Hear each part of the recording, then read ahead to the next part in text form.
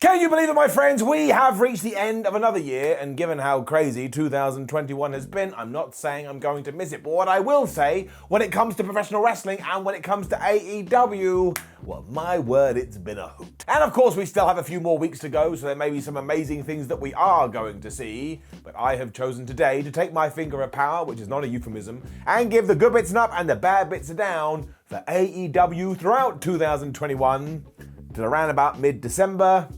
Because that's just how deadlines work. Let's up those downs.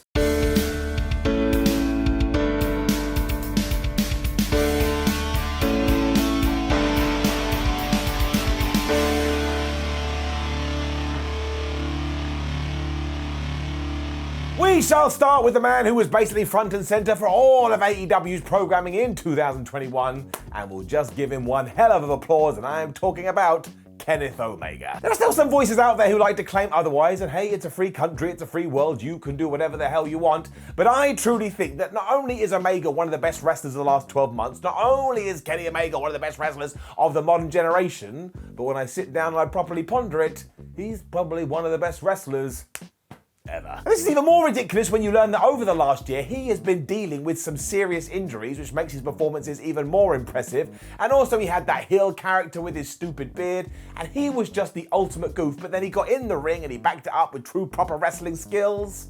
Not gonna lie, I love this man. Also, every single match he basically had as world champion could be considered excellent, and he was just a pivotal part of the company and a pivotal part of all of their success.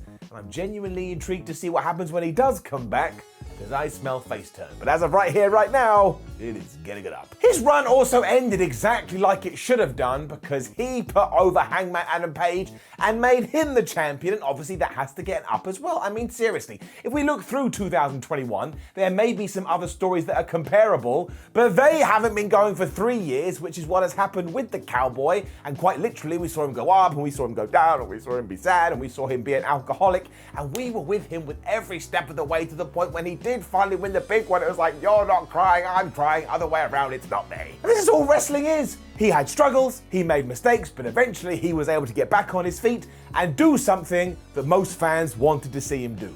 You don't have to be overcomplicated with this stuff. And honestly, no matter what happens in 2022, you're gonna have to pull out the big guns to match this. You could even say this was the culmination of everything that Adam Page has been working on over the last few years, because sure, when AEW started, you may not have been overly familiar with him.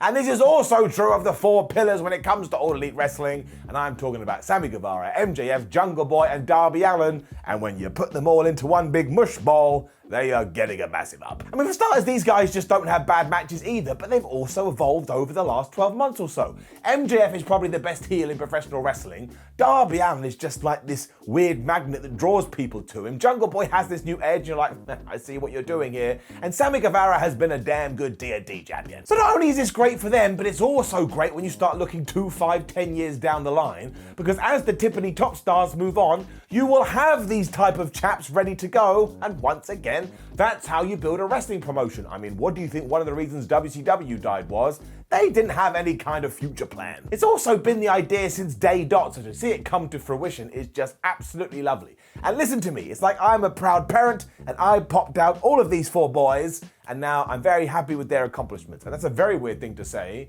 and if any of the 4 pillars do watch this, I ain't that weird, really. Sometimes just ranting and raving and these things come out of my mouth, but the good news is, you're all getting it up. Right, okay, before we get into our first down, I just want to make it clear that this one doesn't bother me that much. However, I am somebody that has eyes and I am somebody that has ears, also known as a human being, and it's fair to say, both in AEW and other companies, this obsession with interrupting a promo, well, it may be a little bit out of control. But whether it be Sammy Guevara interrupting Tony Nese in order to set up a TNT title match, or Cody Rhodes interrupting Sammy Guevara in order to set up a TNT title match, or Sting, who can't have a microphone in his hand without someone going, no, I've got to go interrupt him. This is happening all the damn time. It's also become somewhat of a go-to for All Elite Wrestling when it does come to setting up a new feud.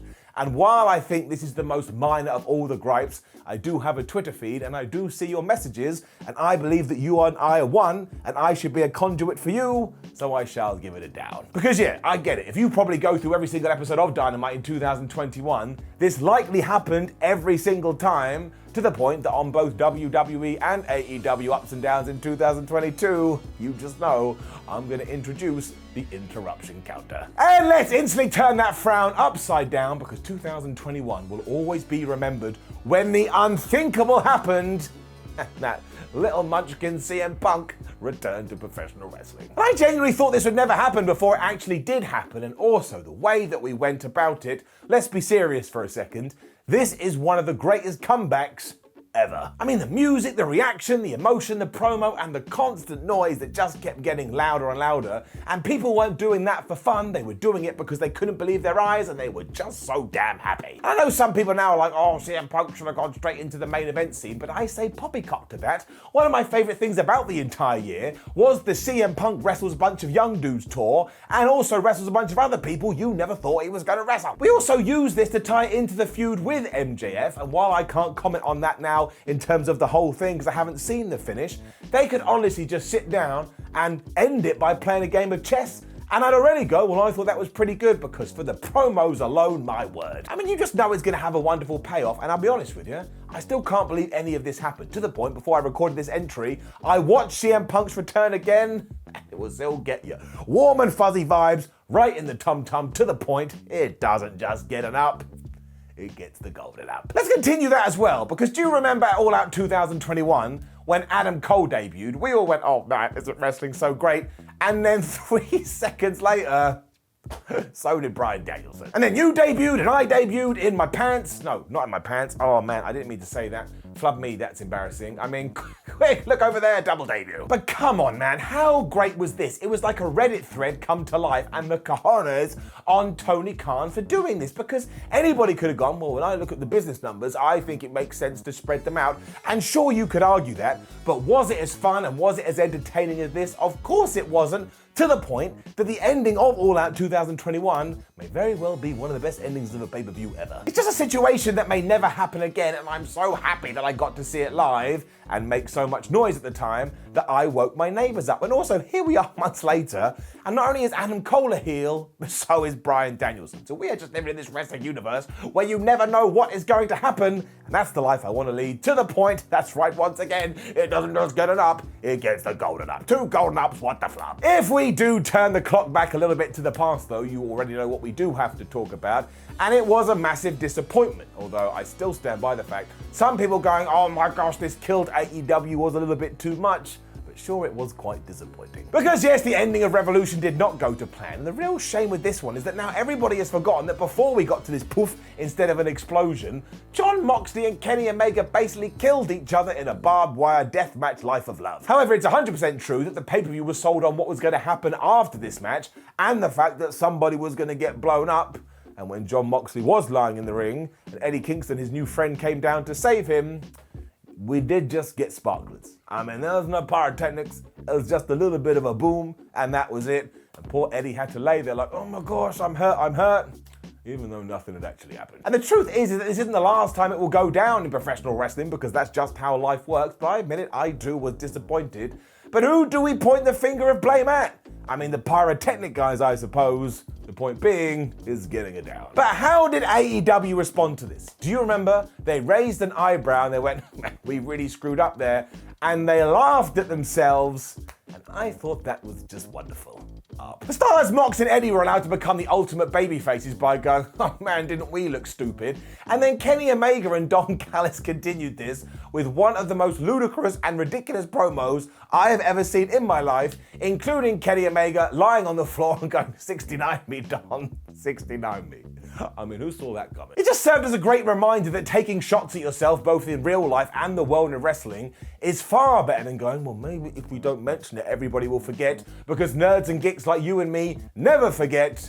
That's why I'm giving it an up. If we also travel back in time once again to AEW Ups and Downs in 2020, one of the contentious points was the women's division. Some people said it was getting better, some people said they didn't understand it, but there is no way we can have the debate now, because in 2021, I think they have absolutely smashed it up. up. Britt Baker is the world champion feels like a super big deal, and she feels like a superstar. The TBS tournament has been a tremendous success, and so many people have left their mark. I mean, there's been Ty Conte, Anna Jay, Chris Statlander, Red Velvet. The matches too have been fire. I mean, do you remember everything between Serena Deeb and Shida? And we have a bunch of new people coming through, such as Jamie Hayter. So if we get similar growth between now and 2023, we should all be doing backflips, because everything here just feels like it's on the right path, and I'd be lying if I said I wasn't excited. And up next is Miro.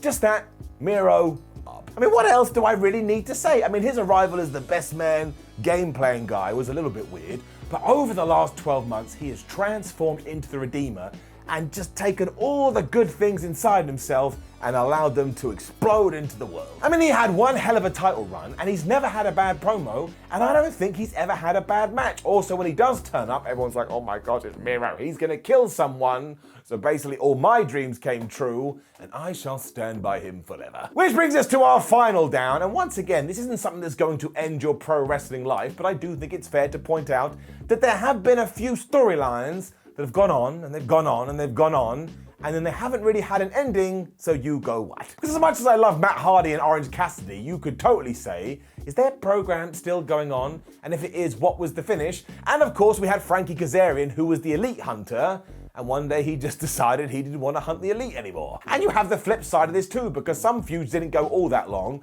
like the Gun Club versus Sting and Darby Allin, but then they just had a random match and we hit full stop, and once again you were like, why? This is mostly down to the fact that AEW wants to get the majority of their roster onto as many shows as possible, and that's totally a good thing, especially when you look at the Jon Moxley situation. He had to go away, which was unplanned, but because they had a bunch of stars waiting, they could just go, wahoo, wahey, you can now go out the door. And that is exactly what you want, because it means the gears and the cogs keep on turning. But yeah, you can't get away from the other bit, so down. And do you remember what we just did for Miro 2? If not, I'm very worried about you and you need some help. But we're gonna do the same for the Young Bucks, just up. Because after everything they've done in 2021, I am just totally convinced that they are one of the best tag teams ever. To the point, much like MJF and CM Punk, if they suck from now until the end of their career, I would still consider them one of the best tag teams ever, because the sheer smashing that they have done. I mean, they just don't have awful matches. They just don't. And bad guy Matt and Nick Jackson have been absolutely wonderful, from their sneakers to their clothes to their beards. Like, I look forward to seeing them on my television, and that, my friends, is the whole point. I also want to throw a few names out there in a similar way too. I mean, Eddie Kingston has absolutely been on fire this year. Jade Cargill is on the up and up. The Acclaimed have been good. The Varsity Blondes. Christian, finally people are understanding how good Christian is. Anthony Ogogo. You've got Wardlow, FTR, Luchasaurus, Daniel Garcia 2.0, and there will be a bunch of other names that I have forgotten that I'll curse myself for. But all these people have taken the ball and they're running with it. Cody too, in his wonderful playing of the audience, we are like, man, I don't know what's going to happen. It just feels like huge strides have been made in the company, and that we've set up 2022 to have even bigger strides, which means soon we're going to be trying to walk a mile and doing it in about 10 steps up. Which kind of ties into our last up too, because if you do sit down and put your nerd glasses on and go through the numbers and you go through the metrics, well, very nicely for this show, they're all heading in the right direction, which is up market. And that's what this whole thing is all about. It's a business at the end of the day. So if all the big wigs can sit down at the end of the year and look at these graphs and say, well, that looks absolutely excellent, let's hope we can do it again over the next 12 months, then who knows what the future will be. And I know some people out there are like, I only want one wrestling company, and that's fine. You're allowed to think that, but you crazy. And it gets even better when you look at live attendance as well, which seems like it's going to absolutely explode soon, and more power to you. And all of this just makes me a very excited wrestling fan, which ties into everything else I've said in this video. Having more wrestling is good for you, and it's good for me, and it's good for the wrestlers. And now, as we do enter a brand new period, you have two companies on really strong footings.